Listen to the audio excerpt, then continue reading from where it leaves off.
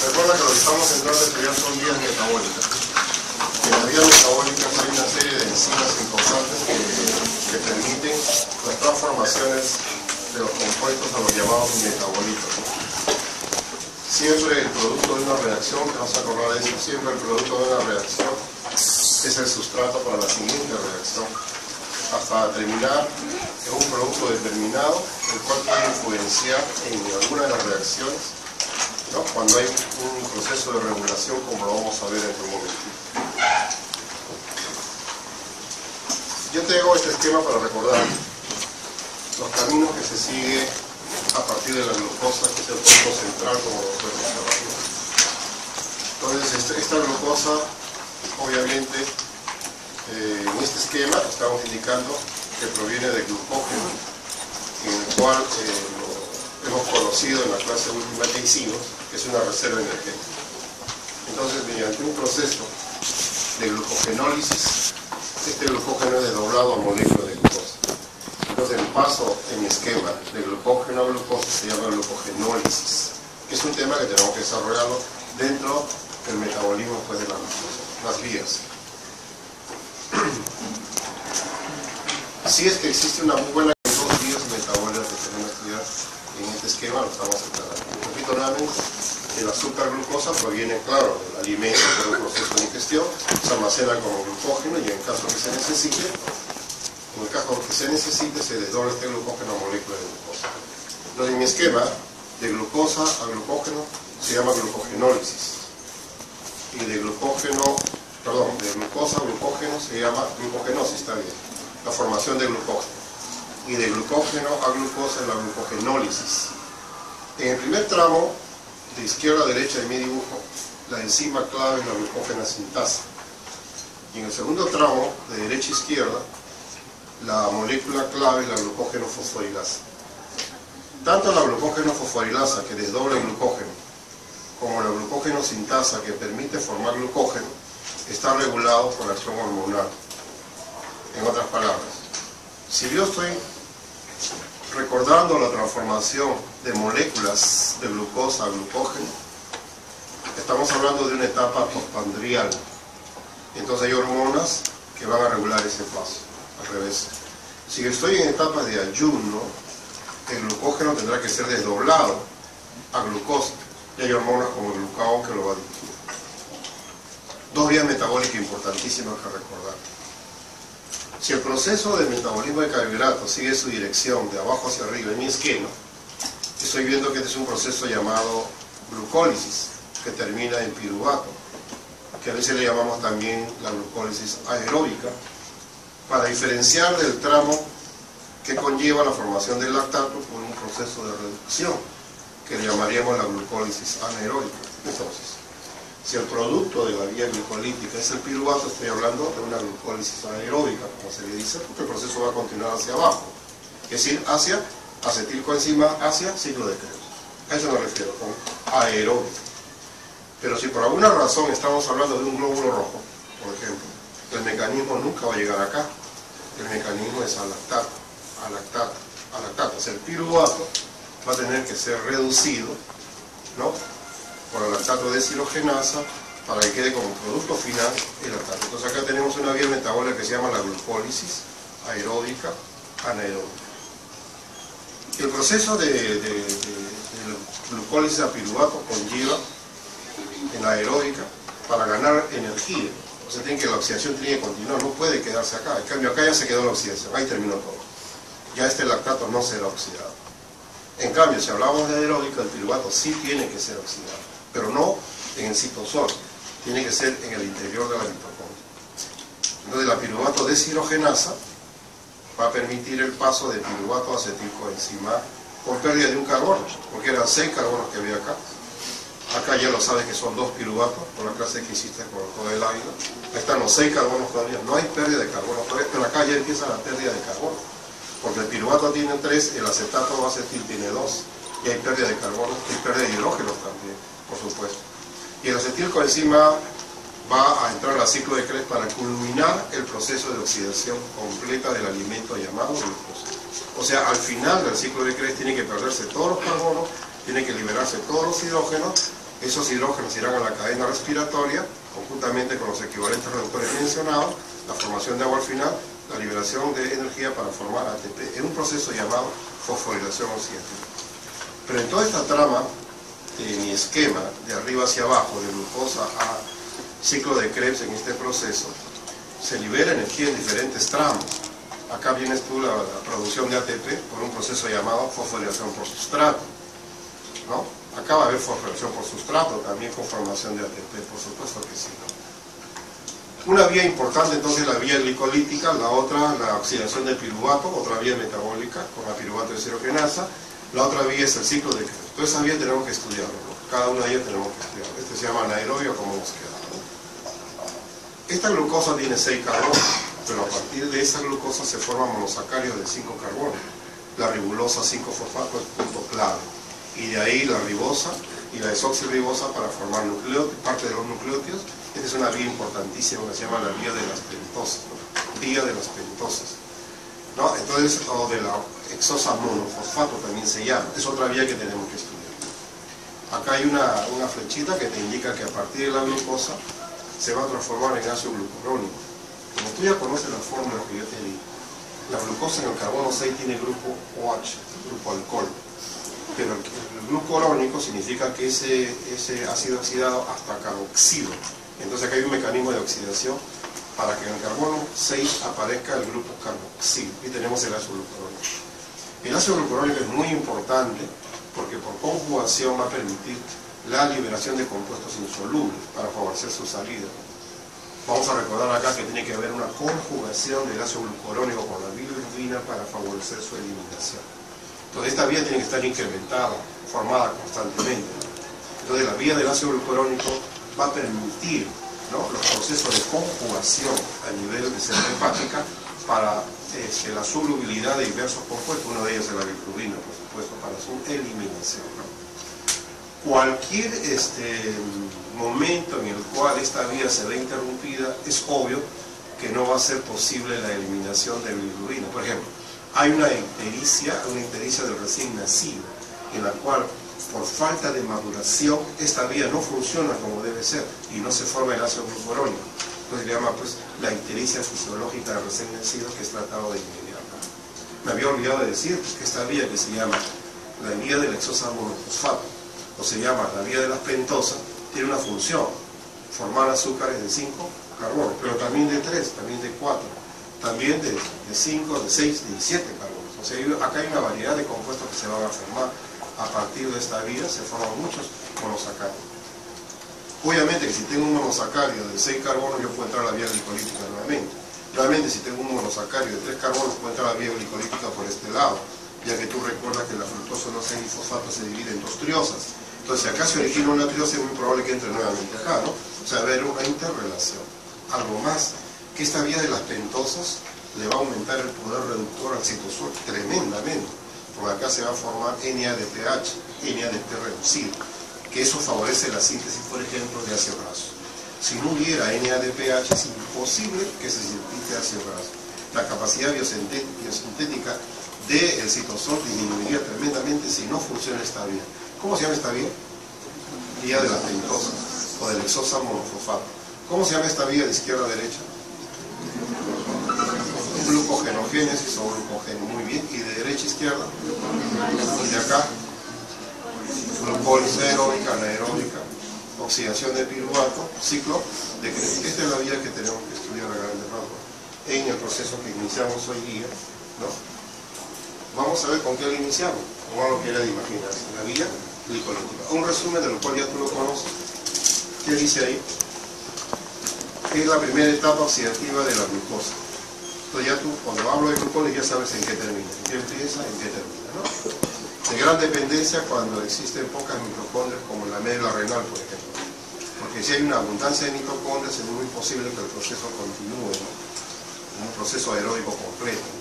Testículo, leucocitos, fibras musculares blancas. La córnea, el cristalino y ciertas regiones de la retina reciben un suministro de sangre muy limitado. Por lo tanto, si la provisión de sangre es limitada, entonces la vía glicolítica es la más importante, ¿no? Depende de glucosa, obviamente. Los tejidos glucodependientes de glucosa utilizan pues una cantidad grande de glucosa al día. Por ejemplo, la célula nerviosa. El tejido nervioso utiliza esta cantidad de glucosa al día. Por eso que nuestro mecanismo de glucosa sanguínea debe ser controlada y regulada. Si nosotros estamos en etapa de ayuno por mucho tiempo, hay un proceso que se conoce como gluconeogénesis. La gluconeogénesis es un proceso contrario a la vía glicolítica, ¿no? O sea, nosotros vamos a partir de piruvato y vamos a llegar a glucosa. Y eso lo hacemos cuando estamos en momentos de ayuno. Se llama la gluconeogénesis. Entonces, si las células nerviosas son glucodependientes, fundamentalmente, los glóbulos rojos también, entonces tiene que haber una provisión constante de glucosa. Si no viene con el alimento, y si no viene de la degradación del glucógeno, de acá no viene, entonces tiene que haber un mecanismo de formación. A partir de piruvato, a partir de aminoácidos, se va a formar glucosa por un proceso llamado la gluconeogénesis. Es otra vía metabólica que lo voy a necesitar. Para un recuerdo, ¿no? Acá tienes, creo, el proceso de la vía glicolítica, la fase preparativa, ¿no? Con la formación de la fructosa 1,6-difosfato, ¿no? Esta es la primera etapa, ahí tienes la isoquinasa, acá tienes una isomerasa, acá tienes la fosfofructoquinasa, muy importante esta enzima, ¿no? Acá tienes la fosfofructoquinasa que te va a formar la fructosa 1,6-difosfato, la número 3, muy importante. Si notas con cuidado, acá estamos notando una flechita en este sentido, y acá vamos a una reacción que va y viene, ¿no? Entonces, en este mecanismo, por la cuestión termodinámica, es imposible que esto regrese. Por lo tanto, si yo quiero voltear la flecha, necesito una enzima que la acompañe. La enzima que la acompaña al proceso, si queremos regresar acá, es la glucosa 6-fosfatasa. Acá la isomerasa trabaja en este sentido, en el sentido contrario, sin ningún problema. Depende de la concentración del metabolismo solamente. Si notamos este paso, te vas a dar cuenta que también la flecha se dirige solamente de arriba hacia abajo, en el esquema, en una sola dirección. Termodinámicamente es imposible que esto se voltee por un delta G que presenta un gran valor negativo. Entonces yo voy a necesitar una enzima que ayude, si el proceso quisiera que revierta de fructosa 1,6-difosfato a fructosa 6-fosfato, necesitamos una fructosa 6-fosfatasa que haga ese trabajo, ¿no? Entonces, en cambio acá, ¿no? En el caso de la aldolasa, sí es posible que se pueda regenerar, nuevamente si es que se requiere, ¿no? Con concentración de gliceraldehído 3-fosfato, que es una triosa, y gliosa-cetano-fosfato, que es la otra triosa, ¿no? Entonces, acá encontramos en la vía glicolítica una fase que se llama, la fase que ya tú estudiaste, te la estoy recordando nada más, la fase preparativa, la fase de desdoblamiento, y luego va a venir una fase oxidativa, que yo me doy cuenta pues, de forma nada reducida. Acá vemos la transformación de nada reducida. Entonces, acá hay un proceso en el cual se incorpora el fosfato inorgánico, se logra incorporar, fíjate, a la molécula. De tal manera que acá tienes el gliceraldehído 3-fosfato y acá tienes el 1,3-difosfoglicerato, ¿no? Entonces, este proceso de paso de esta molécula, el gliceraldehído 3-fosfato, a 1,3-difosfato, es un proceso oxidativo, como lo puedes notar acá, ¿ves? Es un proceso oxidativo y de fosforilación, o sea, dos mecanismos extraordinarios. Si te das cuenta, se va a formar el NAD reducido. Entonces la pregunta sería, este proceso de oxidación conlleva la formación de NAD reducido. Esta es la mejor manera de representar, ¿te acuerdas que te dije? NADH más ion hidrógeno, ¿no es cierto? Entonces eso tiene que ir a la cadena respiratoria, no se puede quedar acá. Yo quisiera que ustedes con cuidado. ¿Qué pasaría si esto no es oxidado? Este compuesto no es oxidado para la transferencia de electrones en la cadena respiratoria. Si fuera así, este compuesto se va a acumular y no habría nada disponible, ¿no? Para que el proceso pueda caminar de arriba hacia abajo en mi esquema, ¿qué requiero yo? Que haya una cantidad adecuada de NAD. ¿Cómo le llamo a este NAD que tiene carga positiva? Oxidado. Y esta es la forma reducida. Entonces acá tiene que haber una muy buena cantidad de esto para que el proceso continúe. Será un límite al proceso de la vía glicolítica, será un límite si esta cantidad aumenta. Si esta cantidad aumenta, tiene que irse deteniendo el proceso, porque no hay un compuesto importantísimo como sustrato del NAD para recibir los equivalentes reductores. Y algo más, como yo te he enseñado bioenergética, estamos pensando de que acá tiene que haber una etapa en la cual la molécula tiene que cargarse energéticamente. Yo me acuerdo que te hice una lámina donde te puse ergomoléculas, te puse ATP, te puse GTP, te puse el 1,3 y fosfoglicerato como molécula altamente energética. Te puse también el fosfonol piruvato mejor, ¿no? Bueno, entonces acá está la energía, en este enlace está la energía que tiene que ser utilizada para poder formar ATP. Si te das cuenta, de arriba hacia abajo es un proceso exergónico, y en esta flechita de ADP a ATP es un proceso endergónico. Se forma ATP por un proceso que ya lo conocimos como una fosforación por sustrato. Entonces, la etapa previa de mi esquema, el número 7, la etapa previa, el número 6, es un proceso de fosforilación y oxidación para transformar una molécula que no tenía energía en una molécula altamente energética. ¿Ve? Entonces, el enlace fosfoéster que estoy señalando, es la que va a permitir que se genere ATP. Al ser desdoblado, entonces, el fosfato, ¿dónde está? En el ADP. ¿Y qué te queda? El fosfoliserato, una enzima que favorece, digamos, reversiblemente, una mutasa, permite que aparezca la posición 2, de 3 a 2. La pregunta es, ¿por qué tiene que pasar de 3 a 2? Porque va a venir algo importante. Mira lo que viene acá. ¿Nota? La molécula se está preparando para ser energética. La molécula se está preparando. ¿Cómo se prepara? Con un enlace. Ese enlace le va a extraer los elementos del agua. Al extraer los elementos del agua, se forma un fosfenol altamente energético. Eso es lo que se quiere. Entonces acá va a haber un enlace altamente energético. Yo me acuerdo que te dije, ¿cómo se define una ergomolécula? Cuando el producto es más estable. Entonces el piruvato es más estable. O sea, esto camina rápidamente, con la ayuda, eso sí, con la ayuda de una enzima clave que se llama la piruvato quinasa, permite la formación de piruvato. Acá al ladito se ponen las fórmulas para que tú pues, vayas ubicando, no para que te la aprendas de memoria, pero sí para irnos ubicando con las características que mencionamos. Esta vía glicolítica tiene 3 pasos fundamentales. La primera, la isoquinasa, que permite la formación. Vamos a retroceder para que lo recuerden. Acá está, ¿no? Acá está, la formación de glucosa 6-fosfato. Entonces la isoquinasa y la glucoquinasa cumplen esa característica, ¿no? La glucoquinasa tiene un KM muy elevado a comparación de la isoquinasa, con un mecanismo también de regulación muy importante. Pero esta es una pieza clave. Entonces cuando yo te diga, si yo quisiera regresar a glucosa, se necesita una enzima que ayude.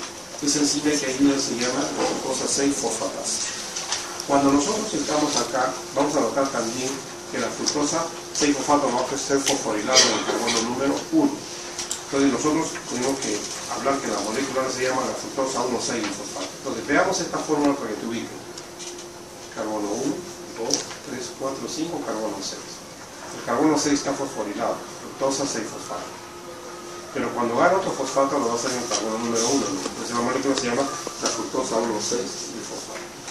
Entonces, cuando esta molécula se forma, fructosa 1,6-fosfato, si yo quisiera revertir, necesito una fosfatasa, una fructosa fosfatasa para que haga ese proceso, ¿no? Luego tenemos acá el rompimiento en 2 triosas, ¿no?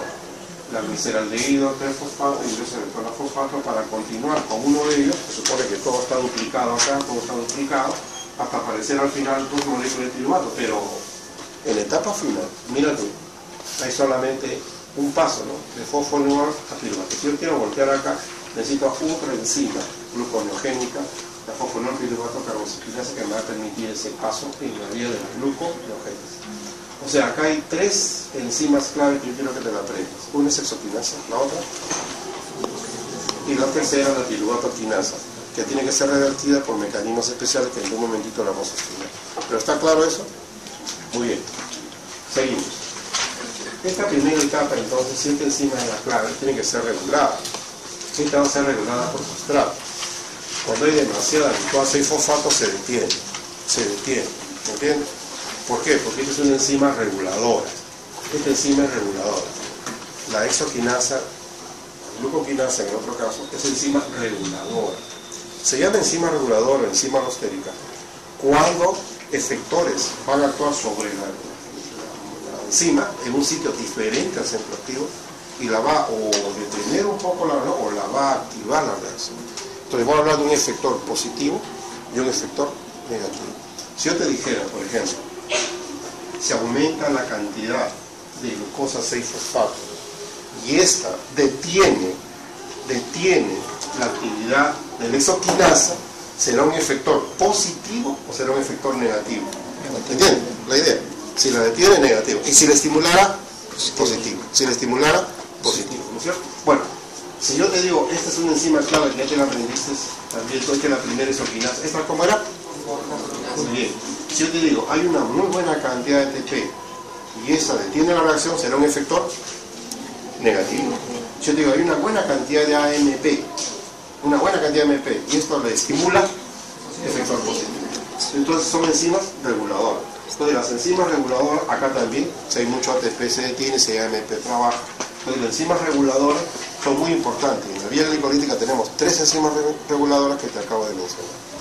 En otras palabras, en una vía metabólica, nuevamente volvemos a la parte, en una vía metabólica, cada producto es el sustrato de la que viene a continuación. Cada enzima reconoce su sustrato, entonces, y en esa vía metabólica existe mecanismo de regulación para detener el producto cuando hay mucho producto o para estimular cuando hay poco producto final, ¿no? Y eso tiene que ser controlado también, después vamos a ver por hormonas, ¿no? ¿Cómo se regula la glucólisis? Yo creo que ya hemos insistido bastante, exoquinasa, la fosforoxoquinasa y la piruvaxoquinasa, ¿no? Y acá viene un hecho importantísimo. La glucólisis se incrementa cuando en el citosol hay aumento de AMP, que te acabo de mencionar, la enzima monofosfato, y fructosa 2,6-difosfato. ¿Está bien? Entonces la vía glicolítica que estamos mencionando, ¿cuándo se va deteniendo? Cuando hay una muy buena cantidad de estas. ¿Cuándo se incrementa? Cuando hay una muy buena cantidad de estas sustancias, AMP y fructosa 2,6-difosfato se incrementa. ¿Cuándo se detiene? Cuando hay una buena cantidad de ATP. Si hay una buena cantidad de ATP, entonces se va deteniendo, porque son enzimas reguladoras. O sea, cuando hay mucho producto, se va deteniendo. Cuando no hay la cantidad adecuada, sino AMP, entonces se estimula. Entonces, se conocía bastante la estimulación de ATP, inhibición, AMP, estimulación, y en los años 80 y tantos se encontró un producto que había pasado desapercibido por muchos años, la fructosa 2,6-difosfato. Entonces, esta fructosa 2,6-difosfato va a activar el proceso, ¿no? Va a incrementar el proceso. Entonces, si tú dices, oye, pero si esta cantidad de fructosa 2,6-difosfato va disminuyendo por alguna razón, entonces si se disminuye, entonces ya no se incrementa, sino se va deteniendo el proceso de la vía glucólica. Entonces, ya yo puedo hacer una deducción, ¿no? En la etapa postpandrial, seguramente que esta cantidad va a ser muy poca, se va a ir disminuyendo, ¿no? En la etapa en que necesito que se active tremendamente, quiere decir que esto tiene que ir aumentando. Disminuye cuando se eleva la concentración de ATP, que ya lo sabíamos eso, te he mencionado ya varias veces, pero mira, esto no te lo había mencionado. ¿Ve? Citrato. Cuando hay una buena cantidad de citrato también disminuye el proceso. Y la pregunta sería, ¿por qué? Cuando estamos en el ciclo de Krebs, el primer producto que aparece en el ciclo de Krebs es el citrato. Cuando hay una gran cantidad de citrato te va a salir. Y al salir el citrato, claro, va a seguir una vía para la síntesis de ácidos grasos. Por ejemplo, que hay una citrato ligasa que te desdobla el citrato en acetilcoenzima y oxalacetato, y a partir del acetilcoenzima te forma grasa. Estoy hablando que hay una gran cantidad de citrato. Si hay una gran cantidad de citrato, quiere decir que hay una gran cantidad de azúcar que está siendo desdoblado. Entonces, si hay mucho azúcar que está siendo desdoblado, hay mucho ATP, hay mucho citrato, tiene que detener la vía glicolítica. Entonces el citrato que está saliendo acá en cantidad, que ya no continúa el ciclo de Krebs, esto de acá va a inhibir a este nivel. ¿Entienden? El citrato va a inhibir a este nivel. ¿A quién inhibe? Al paso de la fructosa 1,6-difosfato, ¿no? Por nota de 6-fosfato a la fructosa 1,6-difosfato. Ahí lo detiene. ¿Quién? El citrato.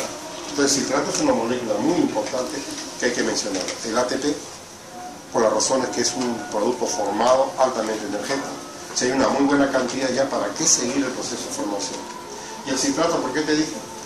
Porque la acumulación de citrato significa que hay un desdoblamiento constante de glucosa. Hay una gran cantidad de glucosa que está siendo metabolizada. El producto lo puedo notar en citrato porque te va a salir para formar grasa.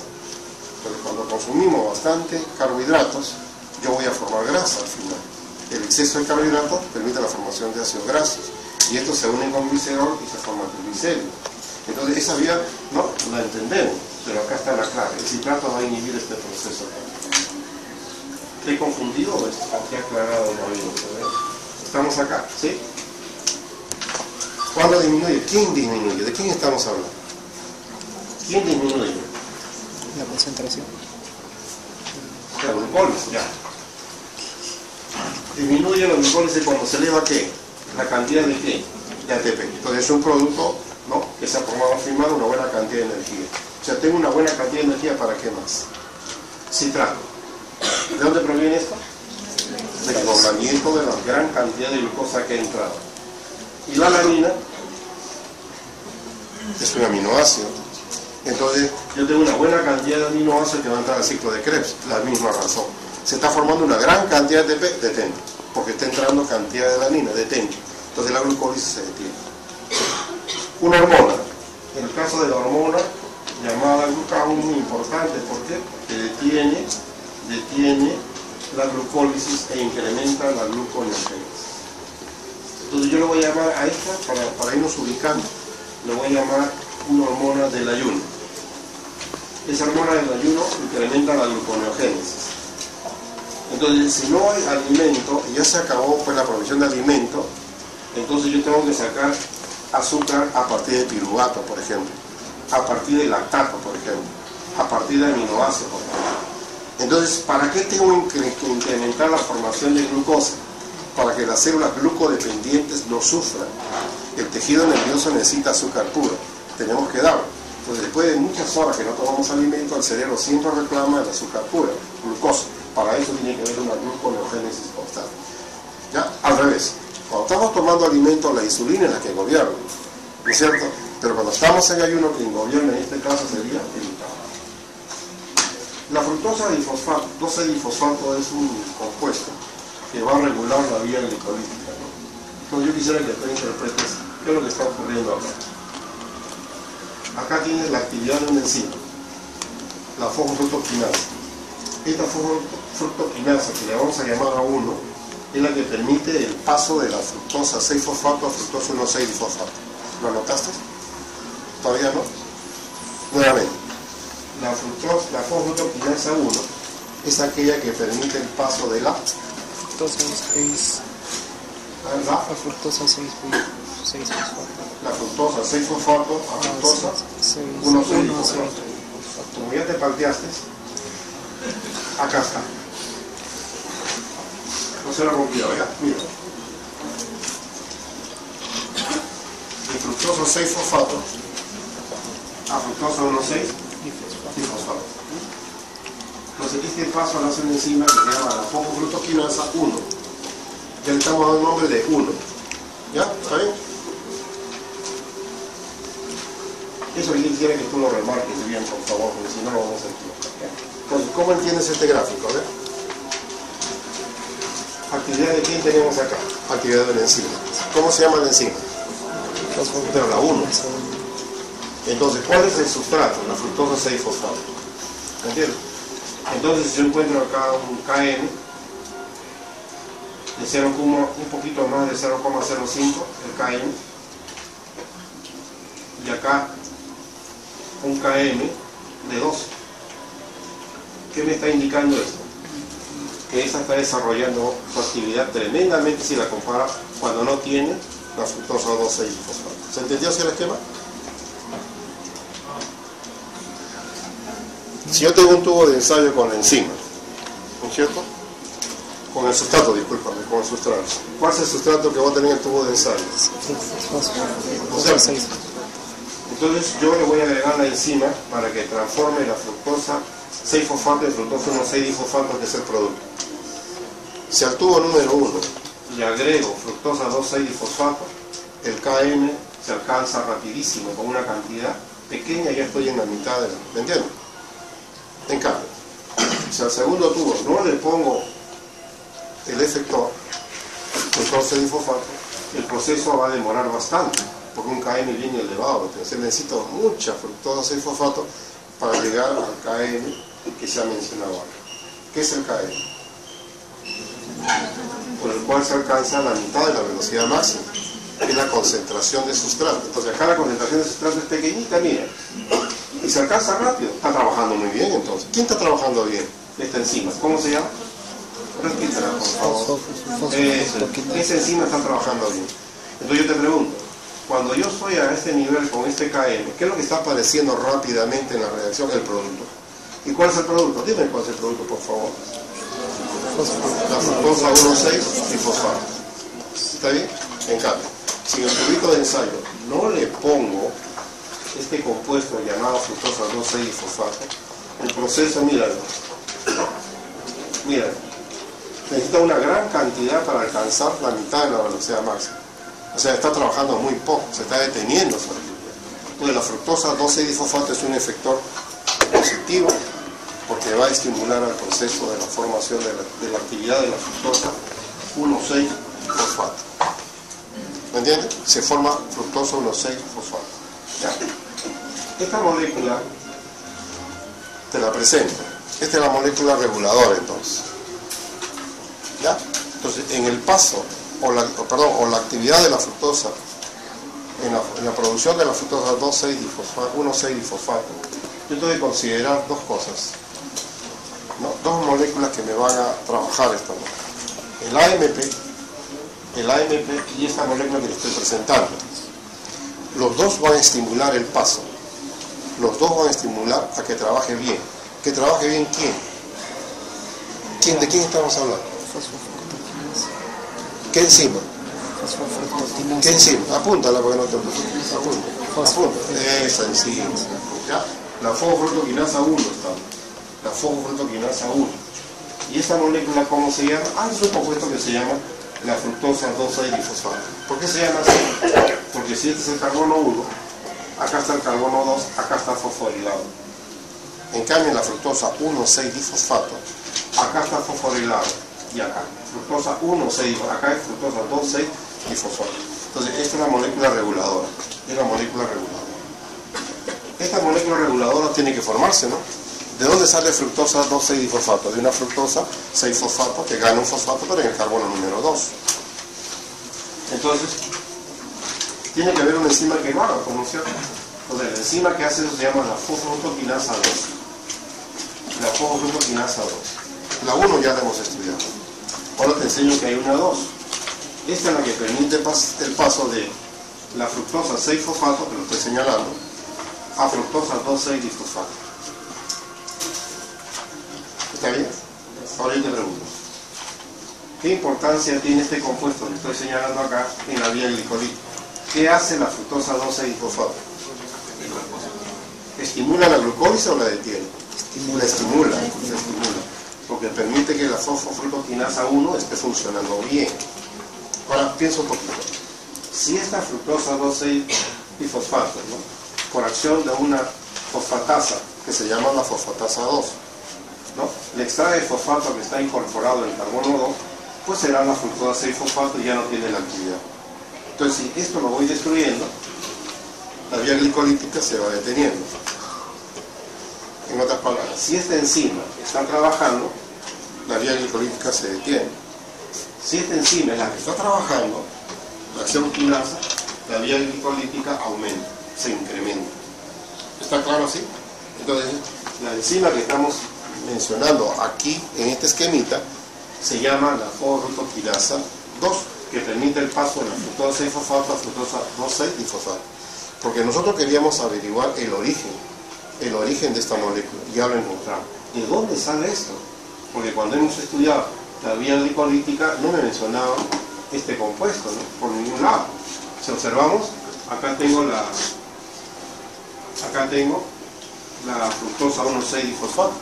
¿Dónde está la 2,6 difosfato? No está acá. No está acá, porque es de la vía glicolítica. Entonces acá estoy hablando de la actividad de la fosfofructoquinasa 1, que permite la formación de esto. Ahora yo te pregunto, en este momento lo que no está acá,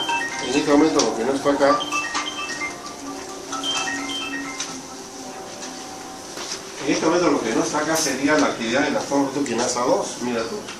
¿No es cierto? No se dibuja acá, pero yo quiero que tú la dibujes, por favor. Acá. ¿Cómo funciona la fosfofructoquinasa 2? Un peladito lindo. ¿Qué hace la fosfofructoquinasa 2? La formación de la fructosa 6 fosfato en 2,6 difosfato. Fructosa 2,6-difosfato. Eso es lo importante. Eso es lo importante. Entonces se forma la fructosa 2,6-difosfato, que es la reguladora en todo caso. ¿Ya? O sea, no viene de otro sitio, sino hay una actividad enzimática. Hay una actividad enzimática. No quiero que te confundas con eso, ¿ya? Entonces volvemos a este esquemita. Y ahora explícamelo tú solito este esquema. ¿Qué pasó ahí?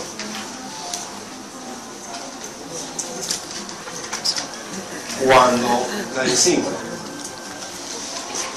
la enzima tiene, mira lo que te digo por favor, cuando la enzima, es una sola, cuando la enzima tiene actividad quinasa forma la fructosa 2,6-difosfato. Cuando la enzima tiene actividad fosfatasa, el producto de la fructosa 6-fosfato y se detiene en la vía glicólica. O sea, imagínate una enzima, ¿ya? Esa enzima tiene una actividad quinasa o puede tener una actividad fosfatasa.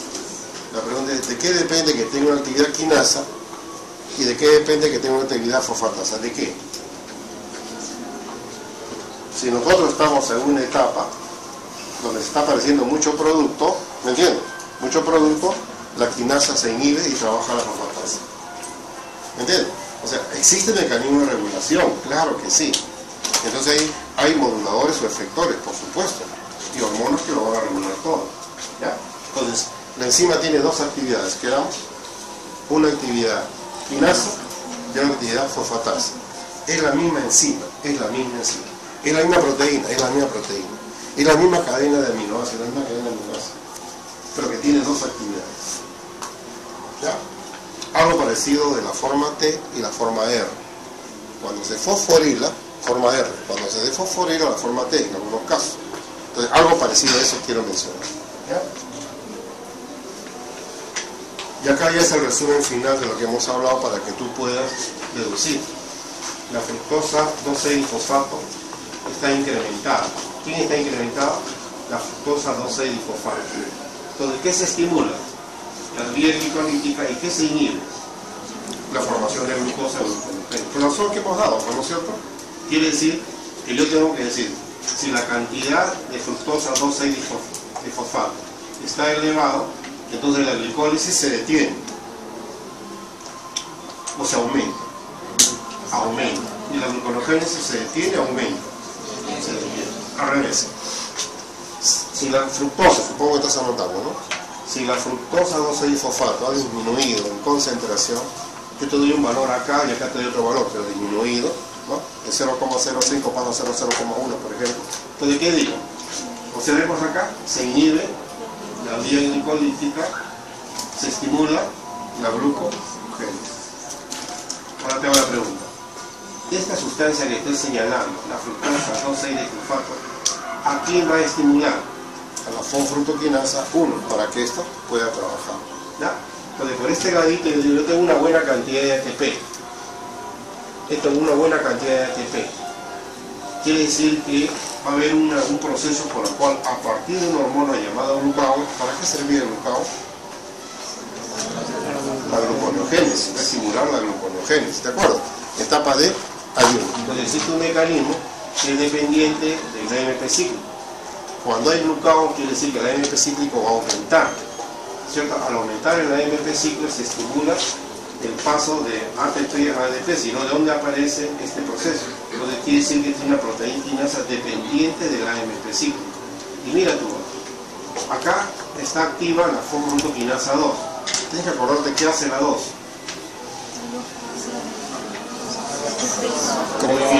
Entonces, cuando el glucagón, estoy hablando de etapa de ayuno, está trabajando, olvídate, ¿quién se inactiva? Se inactiva. ¿Quién se activa? La actividad fosfatasa. ¿Me entiendes? Entonces, si se inhibe la vía glicolítica, seguro que está aumentando la vía gluconeogénica, ¿ya? Entonces, este es un resumen de lo que hemos hablado, donde ya incorporo el concepto de hormona, ¿no? El concepto de hormona, la actividad de una enzima y la actividad de la otra enzima, ¿ya? Entonces, si esta enzima tiene dos actividades, ¿qué actividad se está mencionando en este caso? Quinasa. Y en este caso, fosfatasa. Actividad quinasa, actividad fosfatasa. actividad quinasa, actividad fosfatasa. Bien, ¿cuál es la consecuencia, dice acá, de la glucólisis aeróbica? ¿Cuál es la consecuencia? Que el producto final van a quedar 2 moléculas de piruvato y 2 moléculas de NADH. ¿Estamos de acuerdo? 2 moléculas de piruvato, 2 moléculas de NADH. A esta altura, ¿qué debes de haberte aprendido? Si no te lo aprendes en este momento. La vía glicolítica dice que tiene un producto final, pero para llegar a ese producto final, ¿no?, que es el piruvato, tienes etapas que recordar. Hay 3 enzimas que te he dicho que te aprendas. ¿Cuáles son? Y la tercera, la piruvato quinasa. Las 3 enzimas son reguladoras, también llamadas alostéricas. ¿Por qué se llaman reguladoras alostéricas? Porque tienen efectores o bien positivos o bien negativos que van a activar. La fructosa 2,6-fosfato inactiva. La fructosa 2,6-fosfato activa la fosfatasa 1. ¿De qué se encarga la fosfatasa 2? De esa es la enzima clave para formar a partir de fructosa 6-fosfato la fructosa 2,6-fosfato, que es la que va a estimular a la fosfatasa 1, por lo tanto estimula la vía glucolítica que estamos estudiando. Y al final, ¿qué aparecen? 2 moléculas de piruvato. Al final, ¿qué aparecen? 2 moléculas de NADH. Tenemos que seguir la ruta del piruvato, por supuesto, y el NADH también, es la ruta que nos falta, ¿no? Por tanto, ¿el piruvato a dónde va? Es la pregunta, ¿no? ¿Y el NADH a dónde va? Bueno, el piruvato va a seguir varios caminos, ¿no? Puede entrar a la mitocondria para formar acetilcoenzima, o puede ser transformado al lactato en una glucólisis anaeróbica, ¿no? O puede formar oxalacetato, o puede formar, bien, de acuerdo a lo que va a hacer, tiene varios caminos. ¿Qué te he puesto acá? A ver, vamos a ver. Estoy hablando de piruvato, después hablamos de NADH, ¿ya? Piruvato, por un mecanismo de transaminación, puede ser transformado en alanina. Entonces, por un proceso de transaminación, forma alanina. Muy bien. Piruvato, por un proceso de carboxilación, forma oxalacetato. ¿Cómo se entiende esa palabra carboxilación? Porque una cosa es carboxilación y otra cosa es decarboxilación. En este caso, carboxilación quiere decir que gana un carbono. Ese carbono viene como forma de bicarbonato, de CO2 si tú quieres. Por lo tanto, se forma oxalacetato. Te pregunto, ¿cuántos carbonos tiene el piruvato? 3 carbonos. Si gana un carbono, 4. El oxalacetato tiene 4 carbonos. Ahora, puede haber una decarboxilación, decarboxilación oxidativa. En este caso, acetil tiene 2, el piruvato tenía 3, se forma acetilcoenzima. Por un proceso de reducción se forma lactato. ¿Qué significa reducción?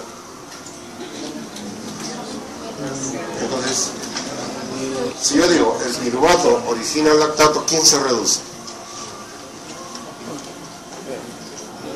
El piruvato se reduce. Cuando el piruvato se reduce, ¿qué está ganando? Equivalentes reductores. ¿Cuáles son? Electrones y protones. ¿Está bien? Entonces, el proceso de transformación del piruvato a lactato es un proceso de reducción. Al revés. Del lactato a piruvato será oxidación. Entonces, mira un ratito acá. El piruvato sigue varias vías, pero el NAD también. Entonces, para que el piruvato se transforme en lactato, tiene que ganar hidrógeno. Para que el piruvato se transforme en lactato, tiene que ganar hidrógenos. ¿Quién me da los hidrógenos? Acá está el NAD reducido. Mira para qué sirve. ¿Y por qué es importante que el NAD reducido le dé hidrógeno al piruvato y se transforme en lactato? Para que quede NAD oxidado. Si queda NAD oxidado, la vía glicolítica puede continuar. Puede continuar. ¿Ya? Entonces acá tienes un esquemita en la cual ya la mención, la vía glicolítica ya te lo he hecho recordar. A partir del piruvato te va a dar lactato, ¿no? A partir del piruvato te da acetilcoenzima, ciclo de Krebs, etc.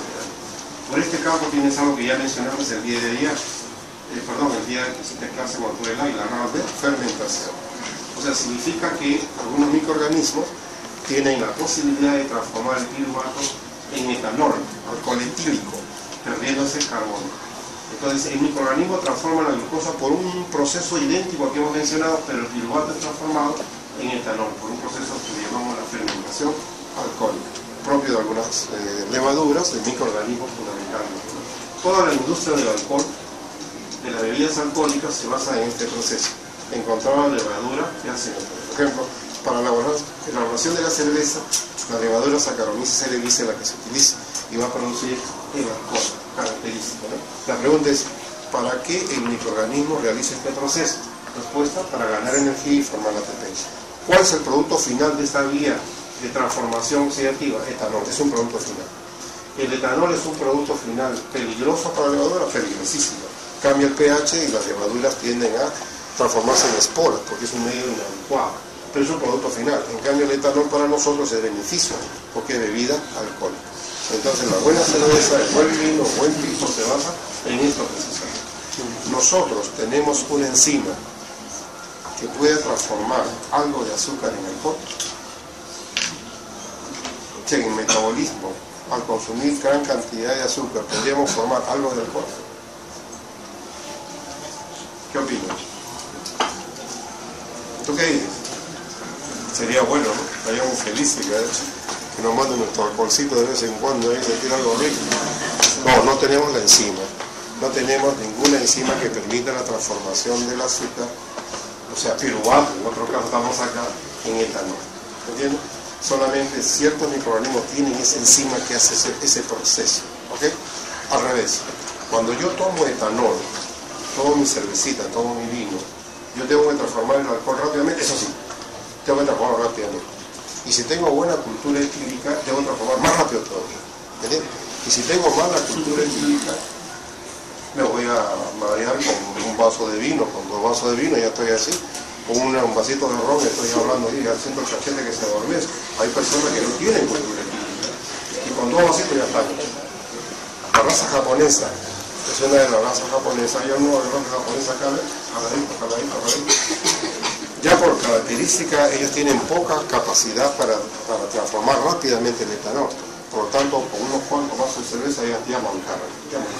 Y es lo que falta. Pero el etanol lo tenemos que oxidarlo. El etanol no se puede quedar, tenemos que oxidarlo, ¿no? A ver si lo ponen en práctica este fin de semana. Claro, es bueno. Entonces tiene muchas vías metabólicas.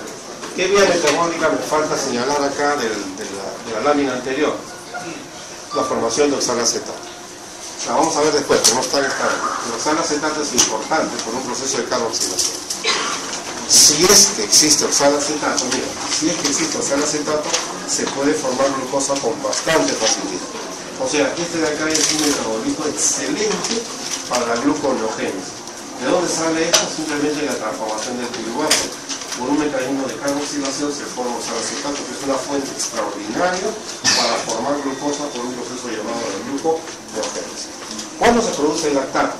Obviamente cuando falta oxígeno en la célula. Normalmente nuestras células son aeróbicas y van a producir piruvato, no lactato. El glóbulo rojo, ¿por qué produce el lactato solamente? Y nunca termina el piruvato, porque el glóbulo rojo no tiene mitocondria. Al no tener mitocondria, el producto final tiene que ser necesariamente lactato. Cuando hacemos un ejercicio violento, también producimos lactato, que se manifiesta en un cansancio, en una fatiga muscular. ¿Qué significa lanzadera? ¿Lanzar qué? Hidrógeno, electrón y protón. ¿A dónde? A la mitocondria. Esa es la idea, a la mitocondria. Vamos a leerlo rápidamente. A ver.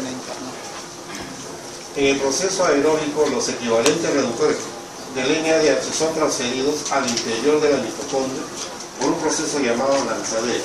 Hay 2 tipos de lanzadera. Lanzadera del glicerol fosfato, donde el receptor es el FAD, el FAD, la flavina adenina dinucleótido. Y la segunda, ¿no? La lanzadera del aspartato malato, el receptor es el NAD, nicotinamida adenina dinucleótido. Depende de quién es el receptor para hablar del tipo de lanzadera, ¿no? Si no está disponible el FAD y está disponible el NAD, esta es la que funciona más rápido, ¿no? Es muy común el NAD, pero puede funcionar el FAD también. ¿Qué es esto? Esta es la lanzadera del malato aspartato. Muy bien. Si es malato aspartato, ¿quién recibe? El NAD. Por lo tanto, acá está el NAD que está esperando. Este es el que recibe. ¿Quién es el donador? Este NAD que está acá. Ahora yo te pregunto, por favor, en este esquema, y míralo bien. Te pregunto, ¿este NADH de dónde sale? De lo que hemos estudiado, por supuesto. Glucógenesis. Ahora sale. ¿De dónde sale el NADH? Glucólisis. Muy bien. ¿De qué etapa de la vía glicolítica? La fase preparativa, la parte de doblamiento o la parte oxidativa. Oxidativa. Cuando se transforma el 3-fosfoglicerato en 1,3-difosfoglicerato, ahí se forma el NAD reducido. ¿Ya te acordaste o no? ¿Sí? Ese NAD reducido que se acaba de formar, te dije, no se puede quedar con los hidrógenos, tienen que soltarlo. Electrón y protón, tienen que soltarlo. En este esquema te vas a dar cuenta de que este hidrógeno va a ser captado por un oxalacetato que está acá afuera. Si el oxalacetato recibe hidrógenos, ¿quién se oxidó? El NAD, acá está el NAD oxidado. ¿Quién se redujo? El oxalacetato. Si el oxalacetato ha ganado hidrógenos, entonces se llama malato. Este malato va a pasar fácilmente a través de la membrana. ¿De qué membrana estoy hablando? ¿De la membrana plasmática celular? No. Estoy en la membrana interna de la mitocondria. Entonces acá quiere decir que hay una membrana externa, y acá está la membrana interna, este es el espacio intermembranal, y acá tiene el mitosol o matriz mitocondrial. ¿Nos ubicamos nuevamente? Ok. Entonces el malato ya entró. ¿Qué es lo que está cargando el malato? Los hidrógenos que estaban afuera. Y estos hidrógenos que están acá afuera, ¿quién se los va a dar? A un NAD que estaba esperando. Este NAD que está acá, ¿es el mismo que está acá? No, no. Este es el citosólico y este es el mitosólico. Entonces este NAD se acaba de reducir. Si esto se llamaba malato, cuando pierde hidrógeno se oxidó. Al perder hidrógeno se transforma en oxalacetato. Este oxalacetato es un cetoácido. El oxalacetato es un cetoácido como el piruvato. Son cetoácidos. Si un cetoácido reacciona con un aminoácido y ese aminoácido, glutamato o ácido glutámico, le va a dar el grupo amino al oxalacetato, que se forma un nuevo aminoácido que se llama ácido aspartico aspartato. ¿Cómo se llama este proceso? Transaminación. ¿Cómo se llama la enzima que hace eso? La aminotransferasa. Las aminotransferasas, ¿de qué se encargan? De transportar el grupo amino de un aminoácido a un cetoácido formando un nuevo aminoácido. El aspartato puede salir con facilidad. ¿A dónde sale? Al espacio intermembranal. Una transaminasa que está acá afuera permite que el grupo amino que estoy señalando acá pase a un cetoácido que se llama cetoglutarato. Se forma un aminoácido llamado glutamato y te queda oxalacetato. El oxalacetato va a ser reducido y se transforma en malato. Y el malato va a entrar y repite. O sea, constantemente sucede este ciclo. ¿Por qué constantemente tiene que producirse? Porque constantemente se está produciendo NAD reducido si la vía glicolítica está funcionando. Entonces, cuando me pregunten, ¿de dónde proviene el NAD reducido para el sistema de lanzadera? Digo, de la vía glicolítica. Además, si yo estoy tomando alcohol, tengo que transformar el etanol, que lo acabo de decir. Tengo que transformar el alcohol por NAD reducido. Entonces, si yo tengo NAD reducido de la vía glicolítica y está ingresando alcohol a mi organismo, pues estoy produciendo más NAD reducido. Si a eso le agrego que estoy tomando algún medicamento, ¿entiendes? Que por una vía de la citocromo P450 va a ser transformada y por una vía de conjugación va a ser modificado los fármacos, te va a producir seguramente poquito a poco, pero te va a producir más NAD reducido. Si hay una sobrecarga de NAD reducido, las lanzaderas comienzan a fallar. Si falla la lanzadera, el etanol no transformado completamente, sino acumulado en acetaldehído, pues se va a quedar en el cuerpo. La acumulación de acetaldehído ya resulta peligroso. ¿Me entiendes? Porque todos los signos y síntomas de la persona ebria es debido al acetaldehído que se está acumulando en sangre. Claro, si una persona toma seguido, entonces acetaldehído va a acumularse más rápido y siente ya el mareo. Si una persona toma con tranquilidad, el acetaldehído va a ser metabolizado, entra al ciclo de Krebs y ganamos energía. Eso es lo que vale. 7 kilocalorías por gramo por alcohol. ¿Te acuerdas de eso? 7 kilocalorías por gramo de alcohol. Vale la pena obtener buena energía del alcohol, vale la pena, pero todo mezcladamente. Entonces, en este caso, estoy señalando que esta molécula llamada oxalacetato está fuera. Algo más, observa con cuidado. Este proceso no sería complicado, mira lo que te digo, que necesito por la gluconeogénesis el concepto. Esto no sería tan complicado si el oxalacetato sale. ¿Entiendes? Pero mira con cuidado, el oxalacetato no puede salir. Como el oxalacetato queda atrapado dentro de la mitocondria, queda atrapado, la pregunta es ¿por qué tiene que estar atrapado dentro de la mitocondria? Porque si no hay oxalacetato, no hay con quién se junte el acetilcoenzima. Si no hay con quién se junte el acetilcoenzima, no hay citrato y no empieza el ciclo de Krebs. O sea, este no se puede escapar así nomás. ¿Me entiendes? Tiene que ser controlado. Y si falla esto, se acabó el ciclo de Krebs. O sea, el primer paso del ciclo de Krebs se bloquea si no hay oxalacetato. Cuando el oxalato no se escapa, está secuestrado. Sin embargo, estamos notando que para que salga el oxalato tiene que haber un mecanismo de tránsito nuevamente. Mira, para que entre nuevamente los hidrógenos o equivalentes reductores que provienen de la vía glicolítica activamente. ¿Cómo se llama este sistema de lanzadera? Así es, malato aspartato o aspartato malato, como a veces le dicen también aceptado. ¿De dónde proviene esto? Ya lo sabes. ¿Quién va a ser el transportador? El malato. ¿A dónde lo transporta? Al interior. ¿Al interior de qué? De la mitocondria, o sea, la matriz. ¿Y esto a quién dona los hidrógenos? A un NAD que está esperando. Este NAD reducido, te pregunto ahora, ¿a dónde va a ir este NAD reducido? A la cadena respiratoria. A la cadena respiratoria. ¿Ya? Está aclarado. Y para terminar la clase de hoy día, yo quisiera que analicen la lanzadera del glicerofosfato. En este caso es más sencillo el proceso mineral. Otra vez la misma pregunta y ya saben la respuesta. ¿De dónde viene esto? Ya lo saben. Hidroxacetona fosfato tú la conoces. Esta es una triosa. Y esta triosa gana hidrógeno, mira tú, quedando libre. Ahora sí, el NAD oxidado, ¿para qué sirve esto? Para entrar nuevamente a la vía glicolítica y formar NAD reducido constantemente. O sea, el NAD oxidado da vuelta y vuelta y vuelta y vuelta y los hidrógenos son transportados al interior. En este caso se forma el glicerol 3-fosfato. Este glicerol 3-fosfato, ¿no?, es un alcohol. Este glicerol 3-fosfato va a ingresar a la mitocondria, donde va a ser oxidado por una deshidrogenasa. La glicerol 3-fosfato deshidrogenasa mitocondriana, porque hay otra citosólica. Entonces, acá el receptor es el FAT. El FAT es el receptor de los hidrógenos, FAT reducido, que va a la cadena respiratoria. ¿Y qué nos queda? Hidroxacetona fosfato, que sale nuevamente a cumplir su proceso de transportador de equivalentes reductores. ¿Quién es el transportador? El glicerol 3-fosfato, para que pueda entrar acá. ¿Quién es el receptor? El FAT. De esta manera se forma FAT reducido. Acá tienes la lanzadera del glicerofosfato. Hasta ahí la clase de hoy día, jóvenes. Mañana continuaremos con este proceso. Bien formado, bien despacio, para que ustedes me entiendan.